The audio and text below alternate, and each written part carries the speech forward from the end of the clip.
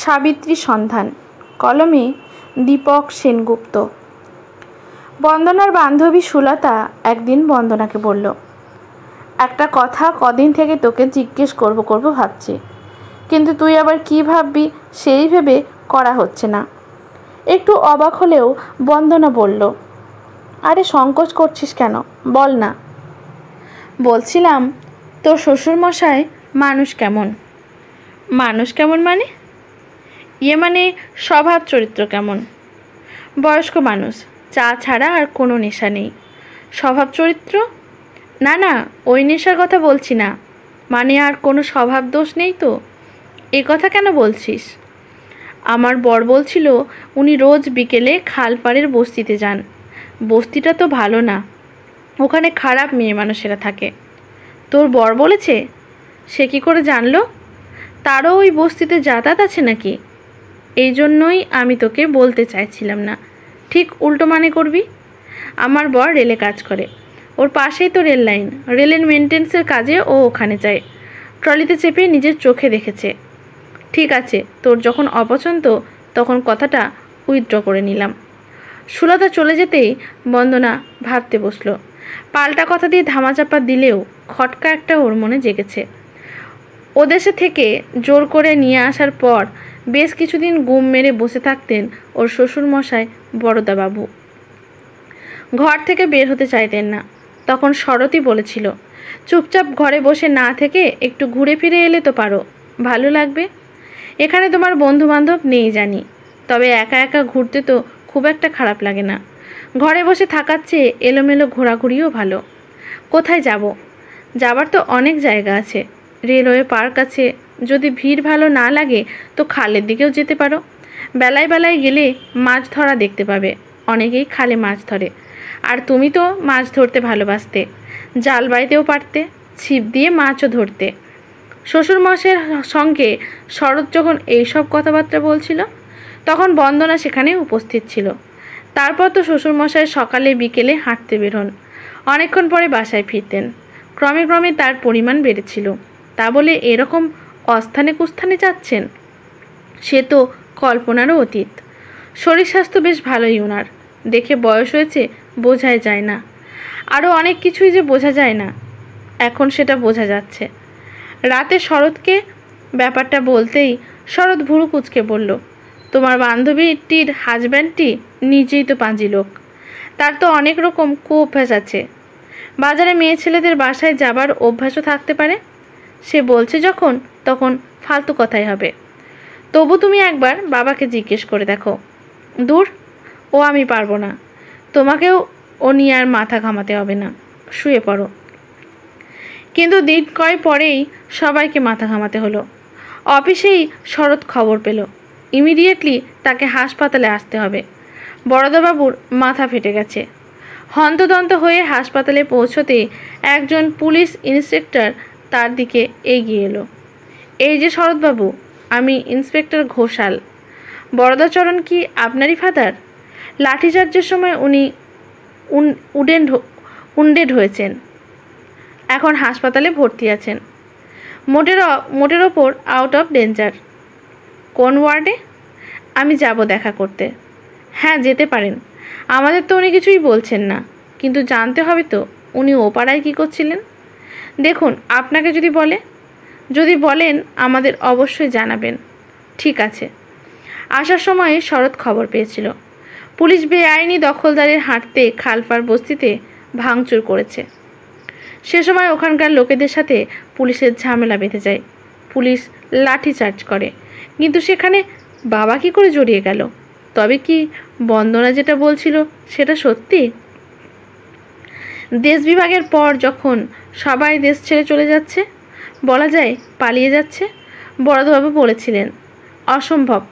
12 বিঘে ধানি জমি আমার, তার মধ্যে 6 বিঘে জমি 3 ফসলি, 4টে পুকুর, কিলবিল করছে রুই কাতলা শিঙ্গি মাগুর। এসব ফেলে রেখে যাওয়া যায় নাকি? বাপ পিতামহের বসত বাড়ি, ক্ষেত ভরা ফসল, বাগান ভরা আম কাঁঠালের পেয়ারার গাছ। আমি চলে গেলে এসব তো 12 ভূতে লুটে পুটে খাবে। কিন্তু থেকে যাওয়াটাও তো রিস্ক হয়ে যাবে, তখন সম্পত্তি আগলাতে গিয়ে বেঘরে প্রাণ দিতে হবে। না না, এখানে সবাই চেনাশোনা লোক, আমার কিচ্ছু হবে না। অনেক দিন সত্যিই কিচ্ছু হয়নি, কিন্তু তারপর সময় পাল্টাতে লাগলো। একের পর এক হামলা শুরু হলো। শরতের কাছে খবর এলো এখানে বড়দাবাবু ভীষণ বিপদের মধ্যে আছেন, ওনাকে ভারতে নিয়ে যান। দেশত্যাগে অনিচ্ছুক বড়দাবাবুকে এরপরে জোর করে এদেশে নিয়ে আসা হয়েছে। আসার পর তাকে এক বিষণ্ণতা গ্রাস করেছিল, নিজেকে একরকম গৃহবন্দীভাবে দিন কাটাচ্ছিল। তার পরবর্তী ঘটনা তো আগেই বলা হয়েছে। সবার কথায় তিনি আবার স্বাভাবিক হয়ে উঠেছিলেন, বিষণ্ণতা চলে গেছিল, শরীরে মনে উৎসাহ ফিরে এসেছিল। এই পরিবর্তনের পেছনের কারণ খোঁজার কথা কারো মনে হয়নি। শরৎ দেখল বাবা হাসপাতালের একটা বেডে শুয়ে আছে, মাথায় ব্যান্ডেজ, হাতেও, তবে একটা হাতে হাত করা, সেটা আবার বেডের সাথে আটকানো। মাথার কাছে বসে আছে একজন বল্লমধারী পুলিশ। ইন্সপেক্টর সাহেব চোখের ইশারা করতেই সে ঘরের বাইরে চলে গেল। আপনি এখানে বসুন, ওনার সাথে কথা বলুন, আমি পরে আসব। আর হ্যাঁ, উনি কি বললেন সব আমাকে জানাবেন, সব কিছু বাদ না দিয়ে। এই কথাগুলো হলো চাপা গলায়, যাতে কথাগুলো বড়দাবাবুর কানে না যায়। শরৎ মাথা হেলিয়ে সায় জানালো। ইন্সপেক্টর সাহেব ঘরের বাইরে যেতেই শরৎ বাবার গা ঘেঁষে বসল। কেমন আছো বাবা? বড়দাবাবু চোখ খুললেন, দৃষ্টি ঘোলাটে। শরৎকে চিনলেন কি না বোঝা গেল না। বাবা, আমি শরৎ, তোমার ছেলে। কোনো প্রতিক্রিয়া নেই। বড়দাবাবু নিজের চেতনার চারিদিকে যেন কঠিন একটা দেওয়াল তুলে দিয়েছেন, সেটা পেরিয়ে কোনো কথাই তার বোধের গহনে প্রবেশ করছে না। নানা প্রশ্নই করে গেল শরৎ, সবগুলোই সেই দেওয়ালে লেগে ফিরে এলো জবাব ছাড়াই। এটা কি মাথায় আঘাত লাগার জন্য ঘটেছে? শরৎ বুঝতে পারল না। হতাশ হয়ে যখন ফিরে আসবে তখনই হঠাৎ বড়দাবাবুর ঠোঁট নড়ে উঠল, ঘর ঘর করে আওয়াজ বের হয়ে এলো। বলো বলো, কি বলতে চাইছো বলো। আগ্রহী শরৎ ঝুঁকে পড়ল। কিন্তু এ কি বলছে বাবা? ওরা কি সাবিত্রীকে মেরে ফেলেছে? কে সাবিত্রী? জবাব নেই। বড়দাবাবু আবার ফিরে গেছেন তার দেওয়ালের ভেতরে। কি বললেন উনি? কিছুই না, শুধু জানতে চাইলেন সাবিত্রীর খবর। মানে আপনারা সাবিত্রীকে মেরে ফেলেছেন কি না? আইসি। একটু চিন্তা করে ইন্সপেক্টর সাহেব সেখানে উপস্থিত সেপাইদের কাছ থেকে জানতে চাইলেন, ওই বস্তিতে সাবিত্রী বলে কেউ আছে? ওখানে তো সবাই সতী সাবিত্রী। কার কথা বলছেন? চুপ, কোনো ফাজলামি নয়। ফাইন্ড আউট দিস সাবিত্রী, হয়তো সেই ঝামেলার আসল লিডার। কিন্তু সাবিত্রীকে খুঁজে পাওয়া গেল না। শরৎ বলবো না করেও কথাটা বন্দনাকে বলল। শুনে বন্দনা খুব একটা অবাক হলো না।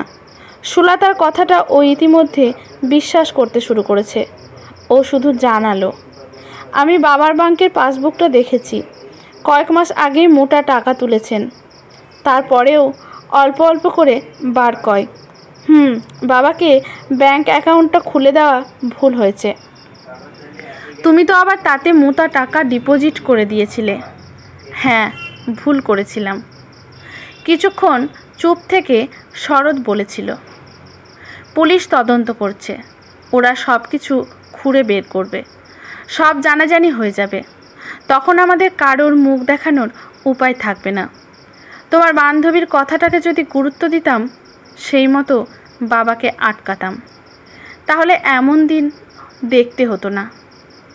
এই মানসিক দুশ্চিন্তায় ওদের কারোরই বড়দাবাবুর শারীরিক সংকটের কথা মনে এলো না।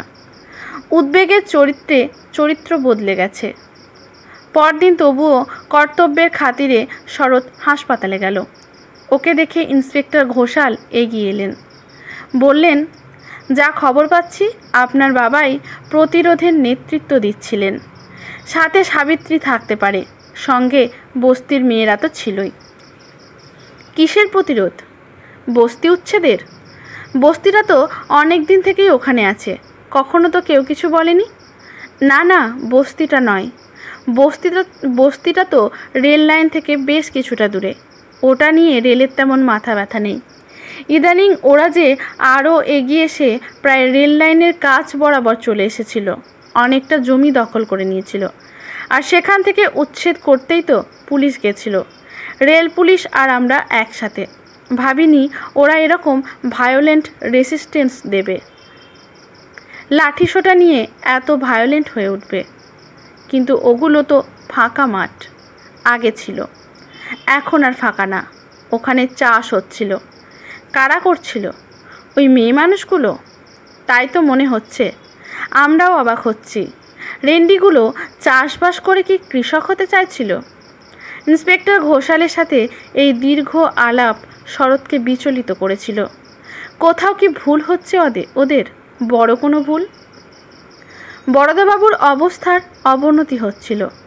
ডাক্তাররা বলেছিলেন মাথার ইন্টারনাল হ্যামারেজ পরিমাণ খুব বেশি, সেটা রিমুভ করতে হবে। সেই জন্য সার্জারির প্রয়োজন। শরৎ সার্জারির জন্য প্রয়োজনীয় বন্ডে সই করে দিলেন। তবে তার মনে বাবার নিরাময়ের আগ্রহ ছিল না। অথচ বাবাকে খুব ভালোবাসত শরৎ। সে ভালোবাসা কি শর্তাধীন ছিল? ইন্সপেক্টর ঘোষাল একদিন শরৎকে হাসি মুখে জানালেন, মিস্ট্রি সলভ। আপনার বাবার সাবিত্রীকে পাওয়া গেছে। ক্ষেতের মধ্যে পড়েছিল। এত বুকের চাপে কাদায় গেঁথেছিল বলে এতদিন চোখে পড়েনি। চলুন দেখবেন, চলুন। ইন্সপেক্টর ঘোষাল শরৎকে টেনে নিয়ে গেল থানায়। অবাক বিস্ময়ে শরৎ দেখল থানার বারান্দায় পড়ে আছে কাদা মাখা একটা টিনের বোর্ড, যাতে আলকাতরা দিয়ে আঁকাবাঁকা হাতের লেখায় লেখা সাবিত্রী এগ্রিকালচার ফার্ম। নিচে ছোট ছোট অক্ষরে মহিলাদের কোঅপারেটিভ কৃষি খামার। আজকের গল্পটি এখানেই সমাপ্ত। গল্পটি যদি ভালো লাগে লেখকের প্রতি শ্রদ্ধা জানিয়ে একটি কমেন্ট করতে ভুলবেন না। লাইক শেয়ার করে পাশে থাকবেন। ইউটিউব থেকে দেখলে চ্যানেলটি সাবস্ক্রাইব করে বেল নোটিফিকেশনটি অল করে দেবেন। ফেসবুক থেকে দেখলে পেজটি ফলো করে রাখবেন। ধন্যবাদ।